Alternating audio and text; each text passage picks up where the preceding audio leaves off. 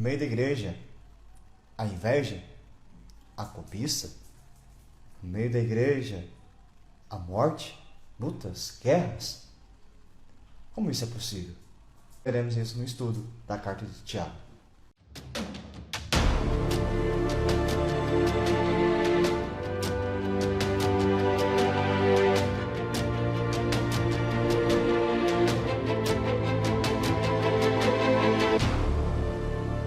Nosso estudo de hoje, dando continuidade na carta de Tiago, entraremos hoje no capítulo 4, retomando algumas questões de Tiago, que é importante nós sermos lembrados para entender aonde Tiago está nos direcionando.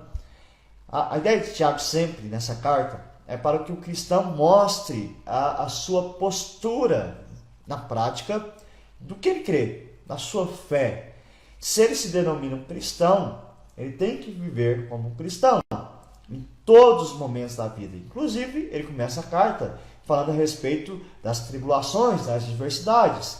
Nesses momentos, nós devemos mostrar a nossa fé, saber que passaremos por provações, para que justamente a nossa fé seja aumentada no Senhor. E aí ele diz, então, tenham alegria de passar por provações. E nesse sentido, a gente mostra que é cristão, porque só o cristão é capaz de ter alegria mesmo em meio ao sofrimento.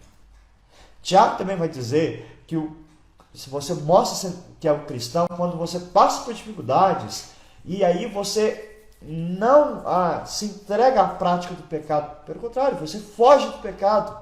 Mas para fugir do pecado, Tiago vai nos dizer que você precisa da sabedoria de Deus. Assim como passar por diversas provações, você precisa da sabedoria de Deus. E a sabedoria de Deus nós adquirimos pela palavra, pelo ouvir a palavra e por praticar a palavra. E aí então Tiago vai dizer que não tem muito sentido você se denominar um religioso, denominar um cristão, se você não vivencia a palavra. Deixando de lado o egoísmo, que ele vai falar muito aqui, inclusive no capítulo 4, ele vai falar que nós não podemos ser pessoas egoístas, mas também não podemos nos envolver com o mundo, que também ele vai reforçar aqui no capítulo 4. Envolver-se com o mundo, na ideia de Tiago, é sobre amizade com o mundo, nós vamos entender um pouco melhor aqui, certo? A ideia, então, que Tiago vai nos direcionar, é que devemos tomar todo tipo de cuidado nos nossos relacionamentos. A vida cristã não é só a relação sua com Deus. A vida cristã é a sua relação com Deus, mas também com os que são próximos, ou os que estão próximos a nós. Seja aqueles que estão passando dificuldades, sejam aqueles que fazem parte do nosso círculo de relacionamento, ao ponto de que eu não tenho que fazer acepção de pessoas, eu não tenho que escolher essa pessoa é melhor, essa pessoa é pior, eu só quero me relacionar com esse tipo de pessoa, só quero agradar aquele outro tipo de pessoa, tal tipo de pessoa não quero conviver. Não funciona assim. A perspectiva do cristão é de se relacionar com todas as pessoas. Na perspectiva de que você vai de fato entender a importância de viver o cristianismo na vida do outro, de compartilhar a sua fé na vida do outro. E Tiago nos lembra também, então, que dessa maneira nós mostramos a nossa fé. Fé não é só falar o que você crê, é vivenciar o que se crê. Porque só falar no que se crê, a sua fé pode ser, na verdade, morta, se você não vive aquilo que você fala. Nunca existe aquela ideia de cristão nominal. Não existe um cristão não praticante. O cristão, ele pratica a sua fé. Não há possibilidade de eu querer ser um cristão sem a minha demonstração de fé através da vida de boas obras que o próprio Deus já preparou para nós. E aí Tiago vai mostrar que isso é tão sério. E temos que tomar vários cuidados na nossa vida, como muitos erros que nós cometemos, e Tiago vai começar a enumerar alguns aqui. Por exemplo, ele vai falar sobre a língua. Nós temos que tomar muito cuidado com a nossa língua, porque nossa língua entrega aquilo que nós queremos. Às vezes achamos que boas obras é fazer algo, mas o próprio domínio da língua, a sua língua ser fonte de bênção, também já é uma prática da sua fé, uma prática de boas obras. E Tiago então fala, olha, se você consegue dominar a língua, você domina todo o corpo.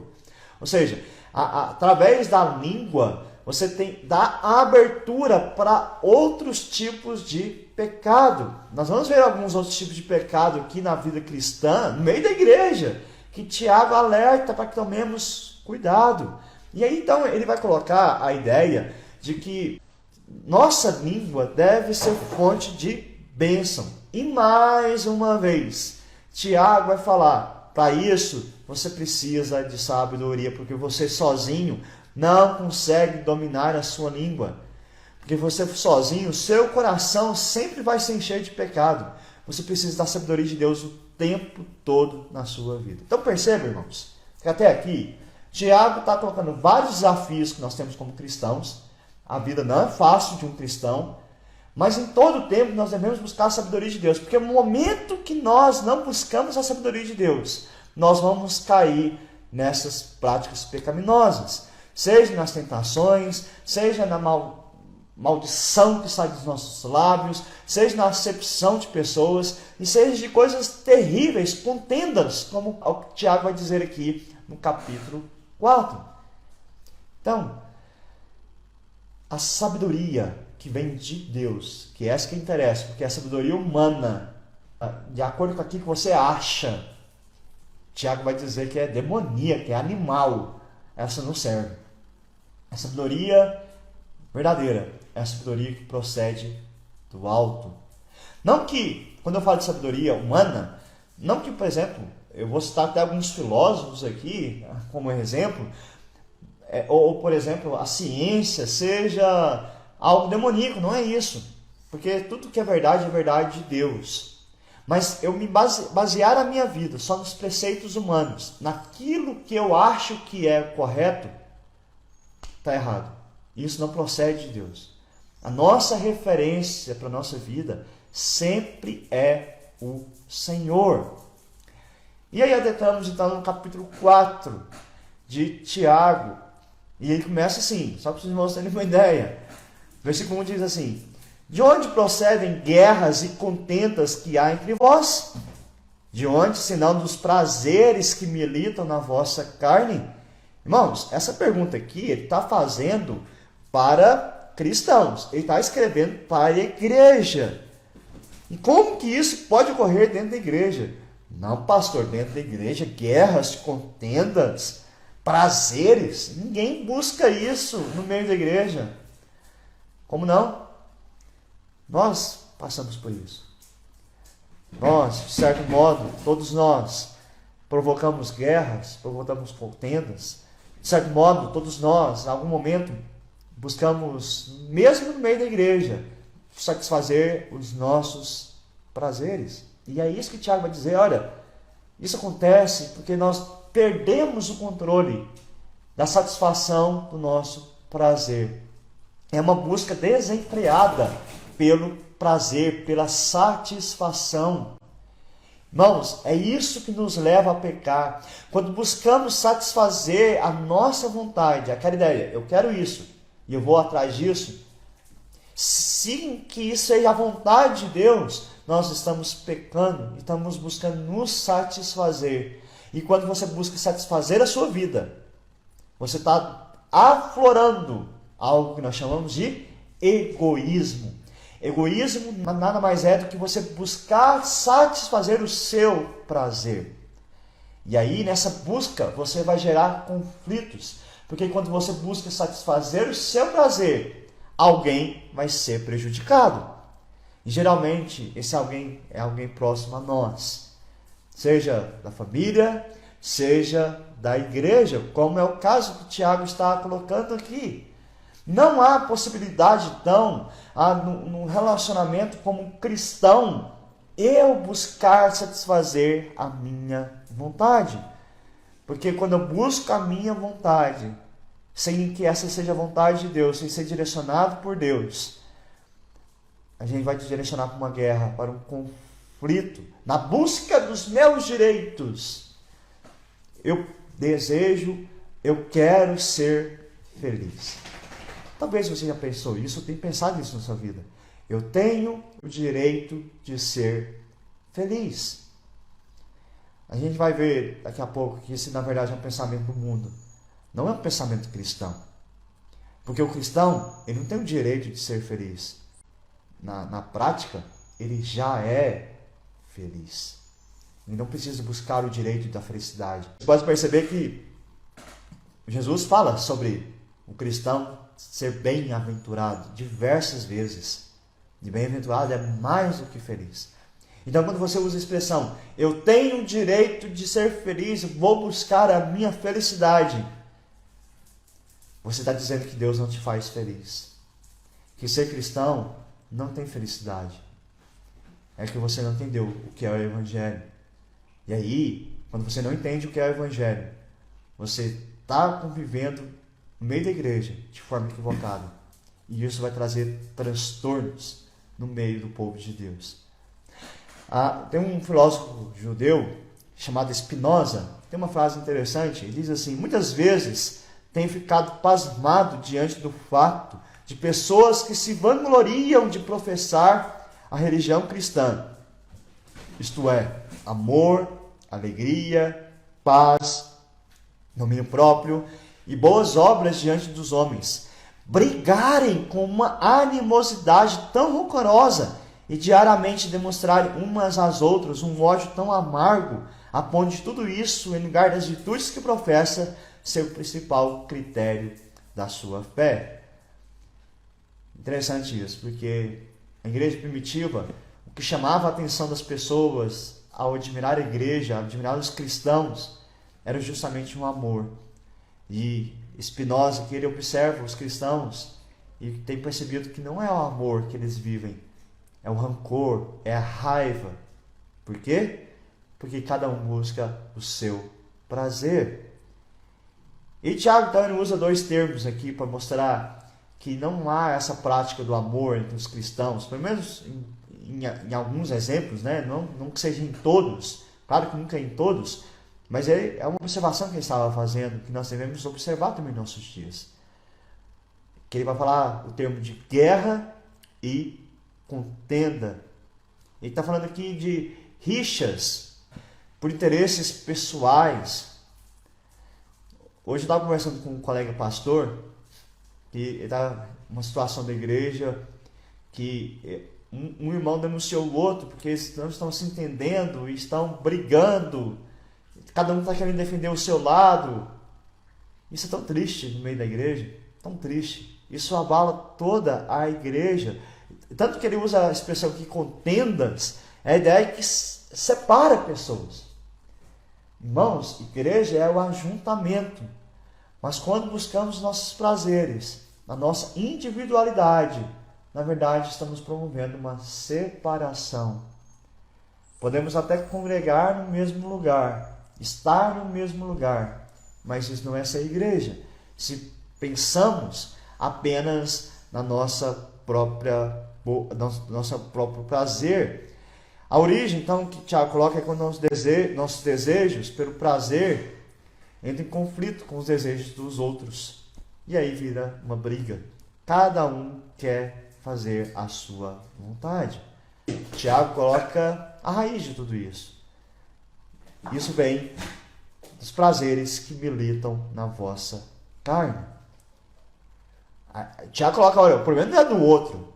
O problema não é Satanás. Claro que Satanás atenta, né? Ele coloca situações para nós cairmos, mas nós pecamos por causa da cobiça do nosso coração. Como o próprio Tiago já falou isso antes. É dentro de nós, irmãos, que está o erro. É nossa carne que quer gritar, querer fazer a vontade nossa em nome de Deus. Tito, capítulo 3, versículo 3.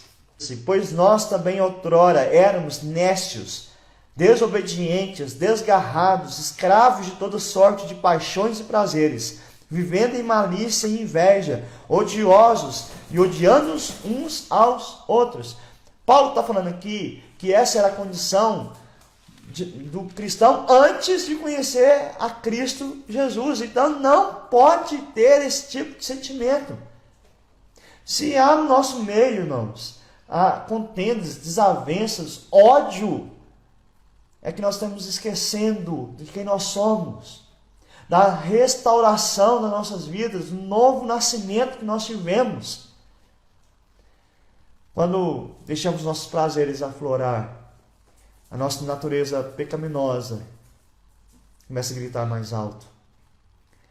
E Tiago continua mostrando o dano que tudo isso traz. Versículo 2, capítulo 4, versículo 2. Cobiçais e nada tendes, matais e invejais e nada podeis obter. Viveis a lutar e a fazer guerras, nada tendes porque não pedis. Primeiro eu vou falar então da cobiça, mas a ideia, mais uma vez, é o desejo pelo prazer. É aquela ideia de desejar mais as coisas do que desejar a Deus. Todas as vezes que você deseja mais as coisas do que você deseja a Deus, você está cobiçando. Porque todas as vezes que você deseja a Deus acima de todas as coisas, você sempre terá satisfação no coração. Porque Deus satisfaz os desejos do nosso coração quando entregamos o nosso caminho a Ele. Jesus manda que nós busquemos um reino de Deus em primeiro lugar, que em seguida todas as coisas nos seriam acrescentadas. E aí ele estava falando lá de vestimentas, de alimento, do que é necessário a nós. Jesus está falando de uma vida de satisfação, de uma vida de contentamento. Quando você não tem contentamento na sua vida, você vai cobiçar coisas, você vai desejar coisas que você nem deveria almejar. No Salmo 63, versículo 1, ó Deus, Tu és o meu Deus forte, eu te busco ansiosamente, a minha alma tem sede de Ti, meu corpo Te almeja, como terra árida, exausta, sem água. Esse é o desejo que tem em nosso coração, o desejo pelo Senhor, e não os desejos da carne, e não os desejos do pecado que tenta nos assediar todos os dias. E aí ele vai dizer, olha, vocês cobiçam e não tem nada. Mas tudo que vocês estão desejando são prazeres, beleza, corre atrás dos prazeres. Corre atrás do direito de ser feliz. Pode ir, pode ir. Você não vai conseguir nada. Nada. Você pode tentar ter até prazeres momentâneos, mas isso acaba. É um mundo de falsidade. É uma falsa felicidade, é um falso contentamento. Nada tendes. E ele vai ligar isso à oração daqui a pouco, a oração que nós oferecemos para satisfazer os nossos desejos pessoais, nossos desejos carnais, nunca serão respondidas por Deus. Nunca.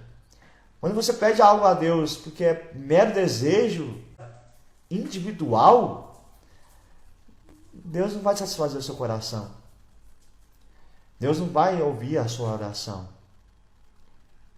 E Tiago vai mais pesado adiante. Matais e invejais e nada podeis obter.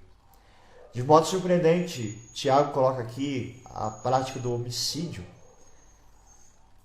que é uma consequência da inveja.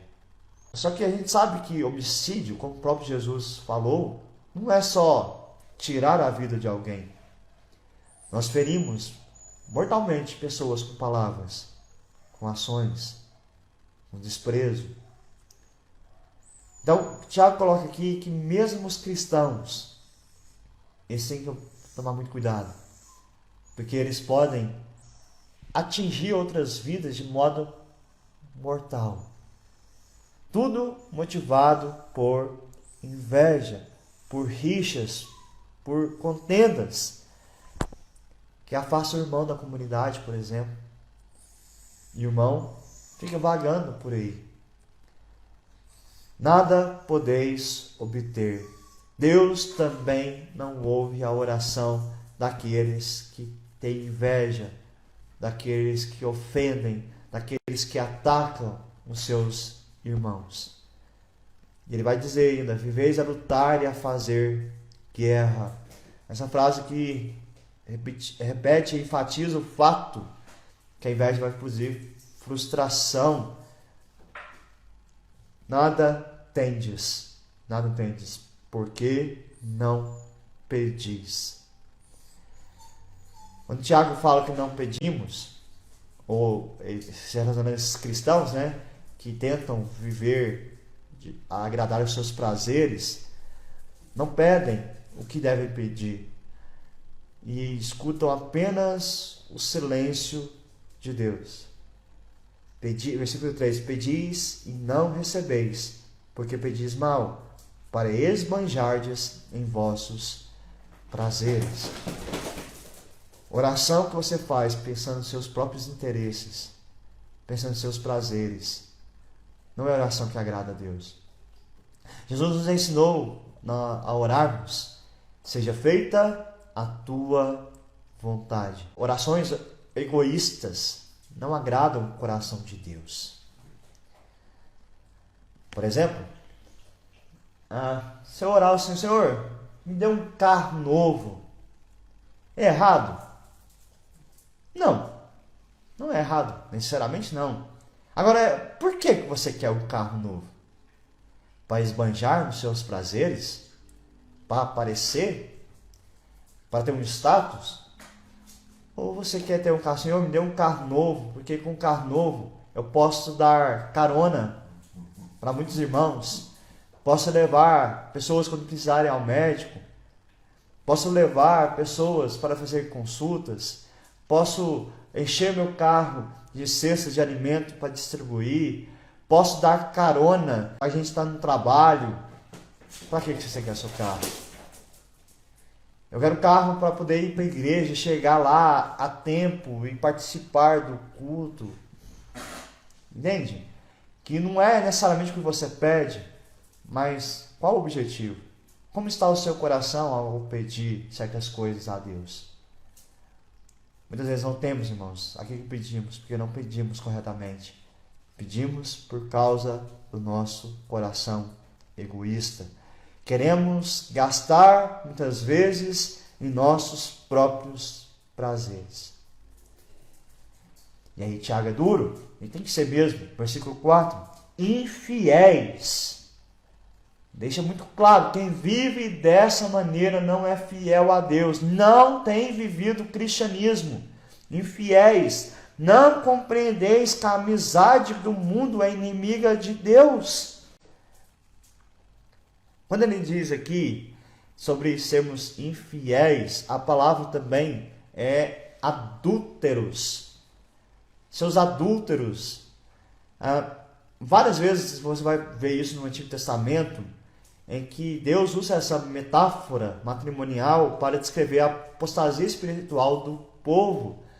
O adultério espiritual que Tiago coloca aqui é a apostasia ou esfriamento espiritual do cristão, porque ele passa a amar mais o mundo, as coisas do mundo, o que o mundo oferece, os prazeres do mundo, a felicidade do mundo, a alegria do mundo, e não aquilo que Deus tem a oferecer, e não o contentamento no próprio Deus.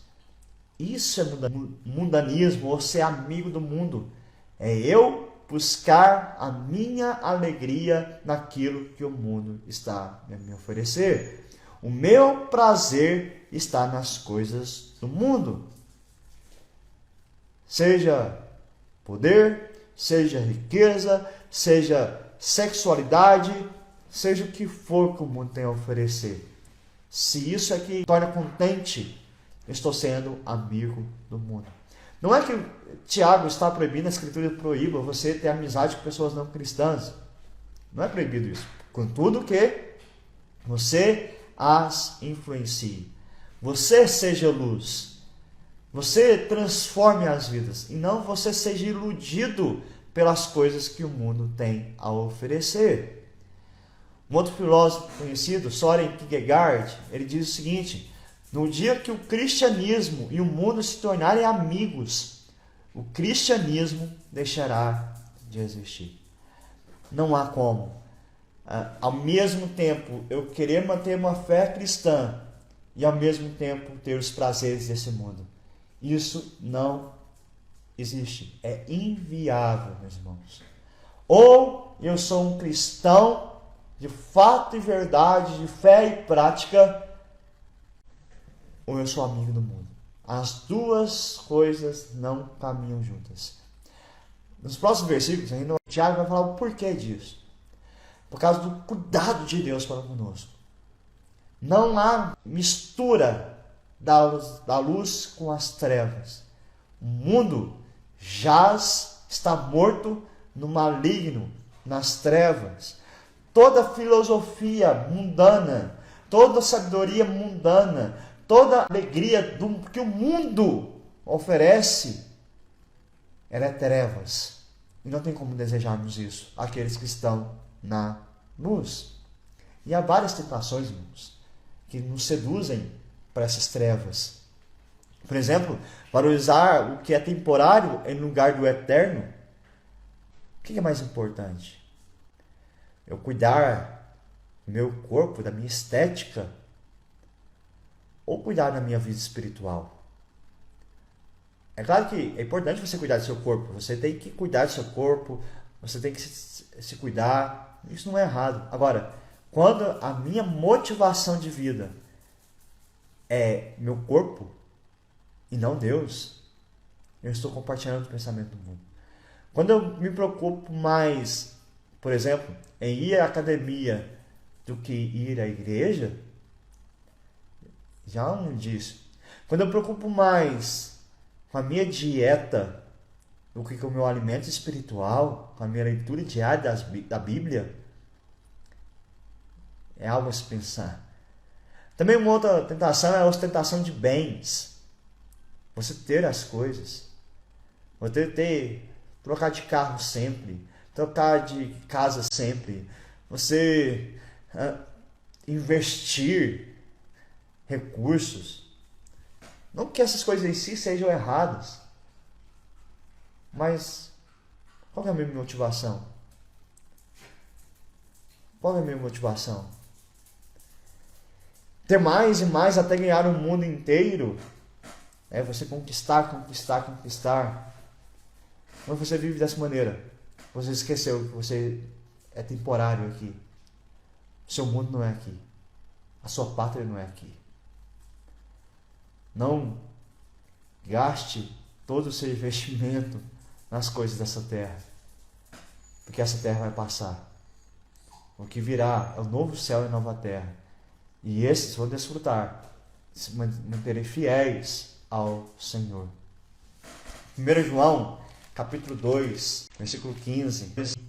Não ameis o mundo, nem as coisas que há no mundo. Se alguém amar o mundo, o amor do Pai não está nele. Então não há como amar o mundo, as coisas do mundo, as propostas desse mundo, e achar que Deus está com você. Não dá.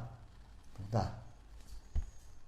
Certa vez eu ouvi um relato de uma pessoa cristã que falou que não estava sentindo mais a presença de Deus na vida dela, não estava sentindo mais o amor, começou a ter duvidado da fé. E por que isso aconteceu no coração dela? Porque ela estava buscando os prazeres pessoais. Estava buscando os prazeres da carne. E aí, de fato, ela não sente a presença de Deus. Porque o amor de Deus não está naqueles que estão amando o mundo. E os perigos do mundo, irmãos, são múltiplos, são muitos. Muitos. Há imensos perigos para todos nós. Tiago está escrevendo para cristãos, lembrem-se disso. Ele está escrevendo para nós. Nós temos que tomar muito cuidado com o mundo. Não brinque. Não brinque com o pecado. Não brinque com seus pensamentos. Não brinque com a sua língua. Não brinque com as suas práticas. Não brinque com o seu olhar. Não brinque com aquilo que você escuta. Não brinque com o mundo. Devemos olhar tão somente para Deus. João 5, versículo 44.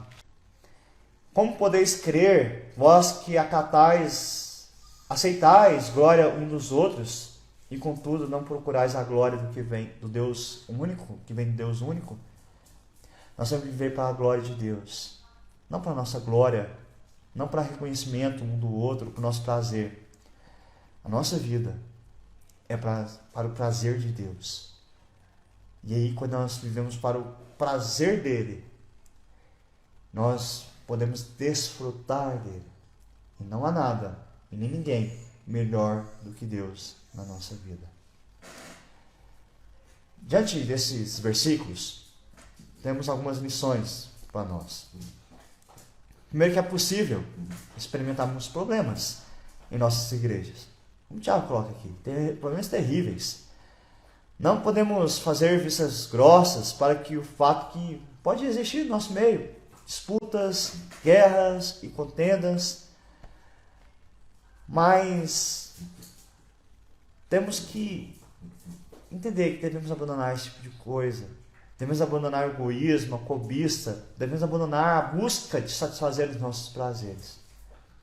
Não sei se essas coisas estão no seu coração, mas é tempo de olharmos, irmãos. É tempo de observarmos como está o nosso coração e a nossa prática. Nós temos que ser sinceros a nós mesmos. Por isso, o arrependimento, o perdão e o amor precisam ser dosados com muita sabedoria, como Tiago nos lembra. Também é importante questionar o que vamos fazer diante das contendas se elas aparecem. Vamos reagir de modo carnal ou espiritual?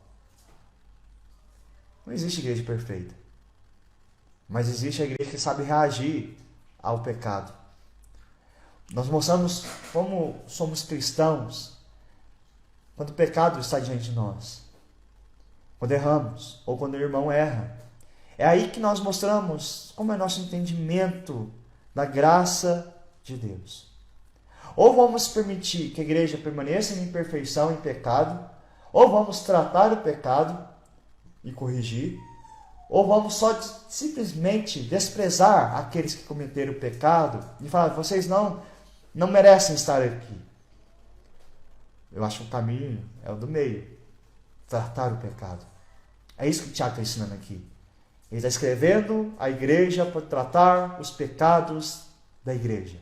Não só nos seus dias, mas nos dias de hoje também. E aí a igreja mostra que vive o cristianismo nesse sentido. Entendendo a realidade do pecado e tratando o pecado. Agindo em amor. Amando uns aos outros. E, por fim, uma outra lição. Tiago fala aqui da oração. Mais adiante, ele vai falar novamente sobre a oração, que é um elemento fundamental na vida do cristão. Porque pela oração ele pede sabedoria a Deus. Pela oração ele coloca as suas demandas diante de Deus. Por isso que a oração é uma arma que nós devemos usar o tempo todo contra o pecado. Por isso temos que vigiar como nós estamos orando. O que nós estamos pedindo? Certamente nós seremos atendidos, irmãos, quando orarmos segundo a vontade de Deus. Nesse contexto, por que não pedir para que sejamos uma igreja cada vez mais protegida contra todo tipo de contenda, de brigas, de guerras, de pecado? Quantas vezes você tem orado por isso? Quantas vezes você orou pela sua igreja? Quantas vezes você tem orado pelo seu irmão? Quantas vezes você tem gastado tempo em orar por irmão que errou? Ou por irmão que te ofendeu? Ou você tem gastado mais tempo em tentar defender os seus direitos, a sua honra? Quantas vezes você tem parado para orar e pedido misericórdia de Deus? Talvez deve ser a nossa prática. Talvez não, com certeza deve ser a nossa prática. Como Tiago nos diz. João 17, 20. Não rogo somente por estes, mas também por aqueles que vierem a crer em mim, por intermédio da sua palavra. Era assim que Jesus orava. É assim que nós devemos orar. Por aqueles que creem em Cristo Jesus. Para que vivam uma vida de fé verdadeiramente. Deus nos ajude, irmãos, nesse grande desafio de vivermos o cristianismo E podemos viver, porque Ele nos auxilia pela graça. Mas isso não quer dizer que devemos ficar acomodados. Devemos olhar para todos esses ensinos de Tiago, que são grandes alertas sobre nós. Na sequência, Tiago vai ensinar como, então, fugir do pecado. Mas a gente vai deixar isso para a próxima aula. Fiquem na paz e até mais.